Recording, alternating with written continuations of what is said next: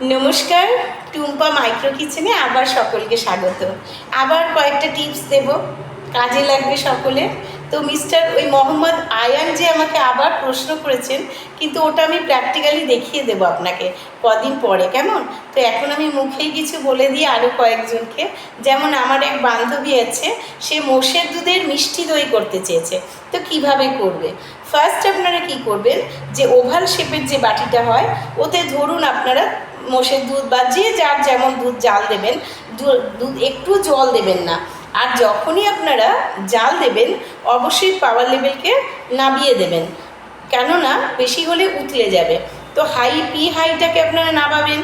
প্রথমে দুধের বাটিটা ভেতরে বসিয়ে দরজা বন্ধ করে দেবেন, তারপর মাইক্রো পাওয়ার লেভেলটাকে বারবার প্রেস করবেন। যখন দেখবেন 60-এ চলে এসছে তখন স্টার্ট দেবেন।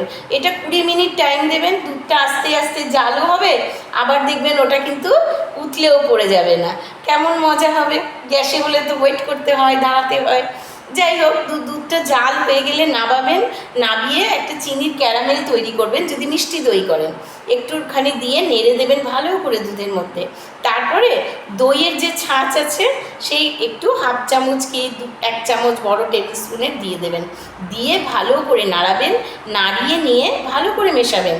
মিশিয়ে এবার স্ট্যান্ডিং মোড কী হয়, সেটা হচ্ছে পাওয়ার লেভেলকে আপনারা ভালোভাবে হিট হতে দেবেন। সেই পাওয়ার লেভেলে কেক করলে যেভাবে প্রিহিট করতে আমি দেখিয়েছিলাম, তো ওইভাবে 5 মিনিট প্রিহিট করে নেবেন।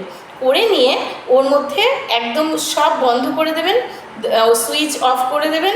দিয়ে ভেতরে বাটিটা ভালো করে ঢেকে চেপে কিছু চাপা দিয়ে রেখে দেবেন 4 ঘন্টা। 4 ঘন্টা পর ওটা যখন বের করবেন একদম ফ্রিজে রেখে দেবেন সারা রাত। তাহলে কি হবে, পরদিন যখন আপনি সকালে বার করবেন না, দেখবেন একদম দারুণ দই হয়েছে। আর হয়েছে কি না, এটা কিন্তু যারা যারা করবেন আমাকে অবশ্যই কমেন্টে জানাবেন। আর আমার বান্ধবী সুপর্ণা, ও তো আমাকে কমেন্ট করে জানাবেই। আর আপনারা প্লিজ একটু লাইক দেবেন, শেয়ার করবেন, আর একটু আমার সাথে থাকবেন, কেমন? সবাই খুব ভালো থাকবেন, আমিও আপনাদের সাথে থাকবো। টাটা।